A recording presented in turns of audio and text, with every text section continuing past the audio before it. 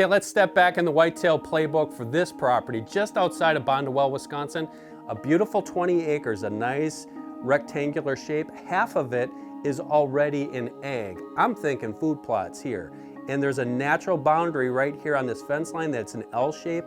That would allow me to block the back part of this food plot area with either some spruce, some giant miscanthus, some really good travel lanes here for deer and human traffic getting back in here.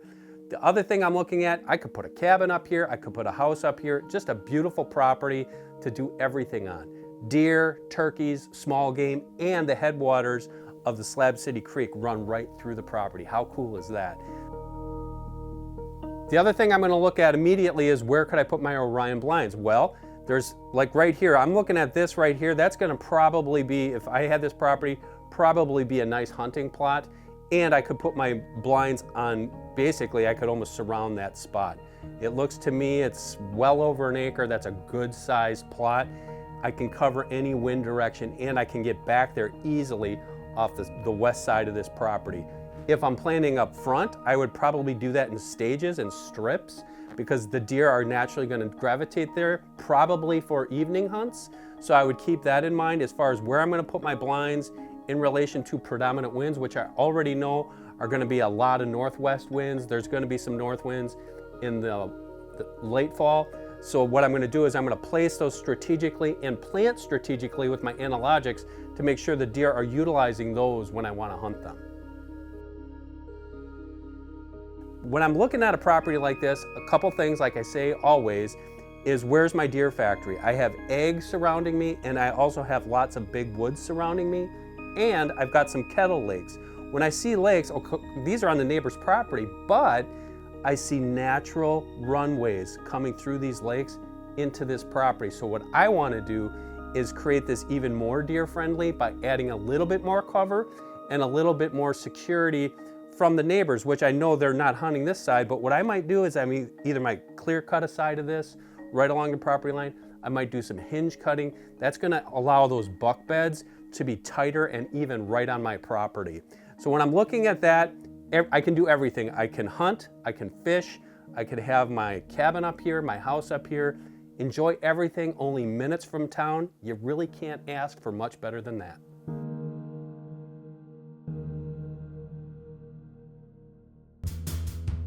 Deer and Deer Hunting Properties is brought to you by Orion Hunting Products. Engineered for stealth and safety, Orion's modular, lightweight design allows you to set up camp anywhere you want to hunt. No heavy equipment, no problem. Orion Hunting Products. Hey, don't go away. Later in the show, I'm going to be hunting a Wisconsin property very similar to this one, where we put a food plot in at the last minute and we had deer up close and personal in no time.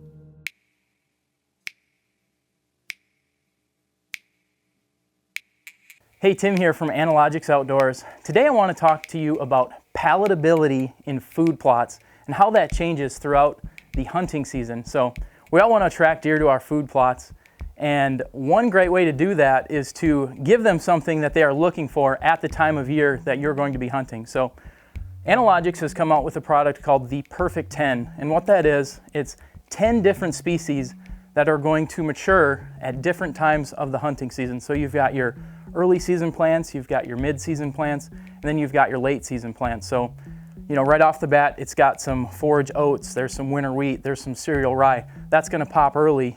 The deer are gonna hit that. And then throughout the hunting season, the other annuals that are in that blend are gonna start becoming more attractive. Palatability for deer is basically just how the plants taste to them and what they are selecting. So deer are called concentrate selectors. They're not like a cow that's in a pasture and just taking massive bites of all the green that's around them. Deer actually specifically target the tender bits and the ends of plants. So they'll go along and they'll take the very nutritious ends of the plants that are high in protein, highly digestible.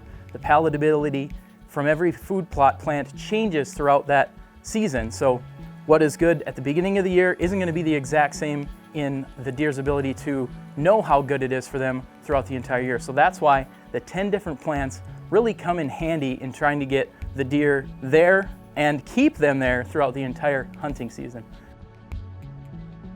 You think about a deer in the early part of the hunting season, they're going to try and pack on as much nutrition as they can ahead of the rut. They're also getting their bodies all the energy and all the nutrients that they need to survive the winter. So this has all the nutrients in it, and you're going to keep those deer in that area so that you can come back and target them throughout the hunting season. So with the early season attraction, like I said, we've got the quick growing plants, and then there's the things like radishes and turnips, the high carbohydrate plants. Deer need a lot of carbohydrates and energy to get through the cold period, and after the surrounding area has lost a lot of its protein sources, that's when those high carb plants become more palatable to the deer.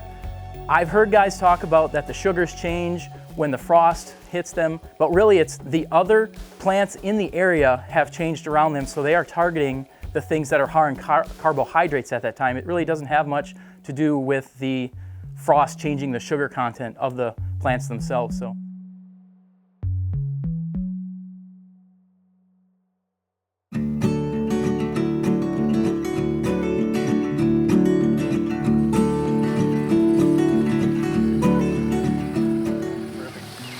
Kill that, and then we get tilled up and planted. It's going to be pretty awesome. You know, we often talk about the average guy or gal and how they can become a better deer hunter by doing this, that, or the other thing.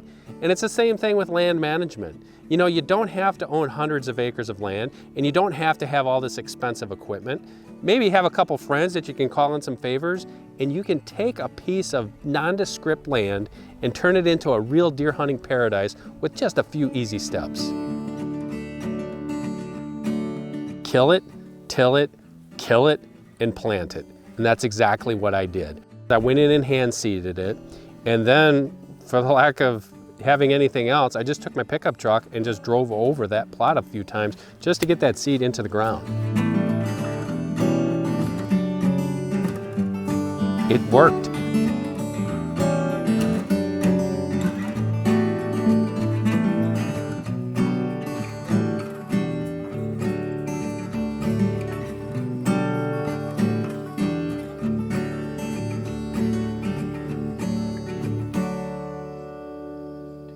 Hey everybody, Jason Rickman here with DDH Properties. Coming up next is our segment on what I feel like might be your best approach to buy your dream hunting land. You're watching Deer Hunting Properties.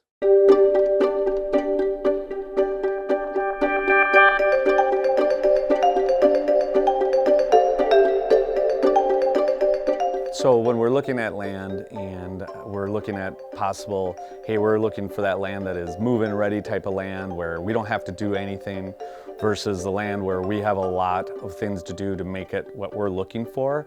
You know, that's the key. We go out there, we find that property, we identify it. So the first thing we would do is we would identify that land, we would take a drive out there, and we'll actually walk the property, right? So if I'm walking swampland, I'm bringing those boots that day, and we're gonna go through it, and we're gonna try to find it, you know, during the time of the year where maybe it's at its worst. So we know exactly what we're getting in worst case scenario. So through there, you know, we check out the property, we see what it has for timber. You know, does it have just all dying ash? Does it have some tamarack? You know, is it a cedar swamp? What are we looking at there? You know, and as we go through that land, we're gonna check out for, you know, travel patterns for the deer, or is there a possibility for some highland that we can actually put some type of food plot in there to add some value to your property? You know, what is there for existing tree stands? You know, is there any? Was it ever hunted? You know, we want to look at that, but more importantly, we want to look at the neighboring land around us too, to see, hey, what type of parcels are there? Are there smaller parcels? Are there bigger parcels around us? You know, is there ag on sides of us? Are there pinch points that we can look for that on that land that will help us get some extra value out of this land? You know, those are things we're going to look for when we're starting out with our first property or maybe our second property. You know, it's every guy's dream that's a hunter to own their own property, right? So we got to start somewhere. I know for me, I was sick of always hunting somebody else's land and really having to abide by what they wanted. That was tough for me, right? So owning that land for that first time is something special. So we definitely need to start out there. You know, then maybe it's a buyer that's looking for their second or third or fourth property, and they're stepped up from, you know, the swampland or the wetlands, and now we're trying to identify what that is. That's going to be more of, hey, there possibly is a building site. Maybe there's no building site, but there's some good areas for some ag that we can put some food plots in. There's more timber in there. There's better timber, more mature timber in there. And when we identify that, we're going to go through the same steps. You know, we're going to recognize, hey, is this property already at its max value? Did the seller do everything possible to max this property out? Or is there some room for us? You know, is there room for us to put in those food plots that weren't there? Some hinge cutting, you know, add some bedding. You know, is there some water hole spots that we can put in there? You know, is there any room to put any egg on there that we can cash crop and get some income from? You know, so that property is going to be a little more higher end, right? You're gonna spend more for it, but typically that buyer has gone through the first couple properties to start out with and now is ready for that next one. And then really that third property that a lot of the buyers that have been hunting for a while and have owned multiple different properties, that's the one that has really everything, right? It already has the food plots established. It has a decent amount of ag. You know, when I look at a property on the high-end scale, I'm looking for something where it's got good income potential, at least 50%, maybe even a tad more, but also has that hunting side of things. You know, it has the food, it has the sleep quarters for those monster bucks, it's got the water, it allows me to hunt turkeys, it allows me to hunt waterfowl, maybe even pheasants, but it also gives me some really good possible neighbors around me. Also, hey, can I have CRP on there to get some cash? Is there a cattle rancher that I can get some cash from? Is it egg that a farmer is going to farm for me and I'm getting cash? So I'm getting some cash flow. You know, when I look at those properties, that offsets some of the cost of going to that higher dollar amount. So when I'm looking at that, I'm looking for those things. And some are just looking for an investment. Maybe there's an option to be able to lease out your land to hunters. So now you're really getting into a nice cash flow situation with your property. I said if a doe shows up, I'm not shooting it because, you know, there's these 2 bucks around and I want to maybe get one of those bucks. I couldn't help myself. Deer and Deer Hunting Properties is brought to you by Analogics, perfecting the science of deer feed. Ready to harvest a giant? Let Analogics help you attract, hold, pattern, and grow trophy bucks. Analogics, because there is no off-season. Hey, Tim Newman here from Analogics Outdoors. Today we're talking food plots, and if you haven't had time to do a soil sample, if you're like me, you're busy, you don't know what to do fertility-wise to have the best plot possible. So if you haven't done a soil sample and you don't know exactly what to put out, just do a general 2,000 pounds per acre of lime. That will make sure your pH is where it needs to be. And then you can look at your soil and guess if you've got high, medium, or low soil fertility, and check out analogics.com. We have a neat fertility guide based on what product you're planting. It'll give you recommendations for what fertilizers to put out. So if you didn't even have time or you couldn't get internet signal, I would just say put out 500 pounds of 13-13-13 per acre, and you'll get some fertilizer use out of it, and enjoy your plot.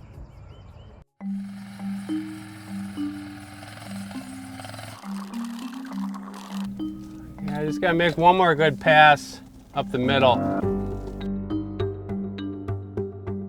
The seeds are in the ground, they're starting to grow. I'm starting to see deer show up. I'm getting pretty excited.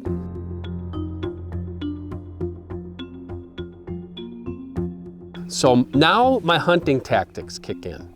I gotta strategize. I'm not gonna hunt that plot unless the conditions are perfect. I had a ground blind and it was tucked in off of the food plot, which is new for me because I'm normally hunting out of tree stands. Tree stand wasn't an option in this situation. I brushed that blind in over a month before the season because I was preparing for this. The other key to the success was making sure I didn't hunt that until the wind was right. And it took us about a week into the season before those conditions were perfect.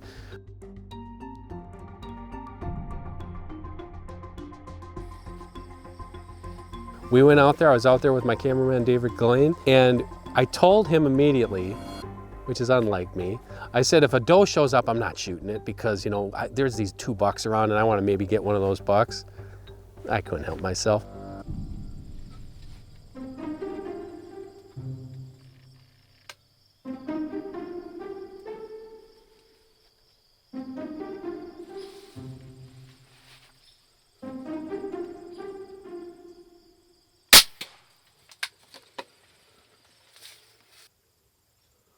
Just made venison.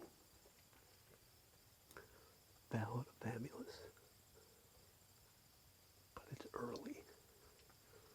We've got a big doe on the ground. I know we do. But now we're gonna hunt for a buck. Maybe an hour goes by. We look out the window. Here comes 2 bucks.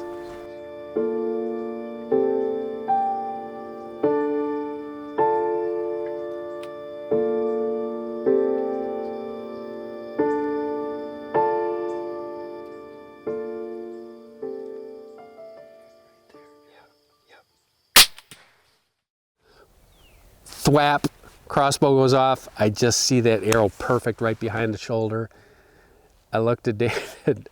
Sorry, man. He had to take his camera off the tripod. We are in a small little ground blind, and if you can envision this, sitting like this side by side, and when you got a camera on a tripod, it's not really conducive for getting a shot on film. That's on me, my bad. But when I saw that fletching go behind that deer's shoulder, I knew the celebration was on. Man, those things can go a long ways. Shot was a little far forward, but we got her. Good deal. Let's go find the buck now. Blood trail number 2 was a thing of beauty. That buck was slightly quartering away when I shot him. He maybe made it 50 yards into the woods, and oh my gosh, was I excited. Just a beautiful buck in a beautiful spot in what was formerly fallow land, but now is fantastic. He's dead. We did it, 50 yards. Dear Lord, thank you for this wonderful day. Thank you for this wonderful gift. May this buck's memory nourish our souls, and may his body nourish our bodies. And this we pray through Jesus in his name, amen. What a pretty buck.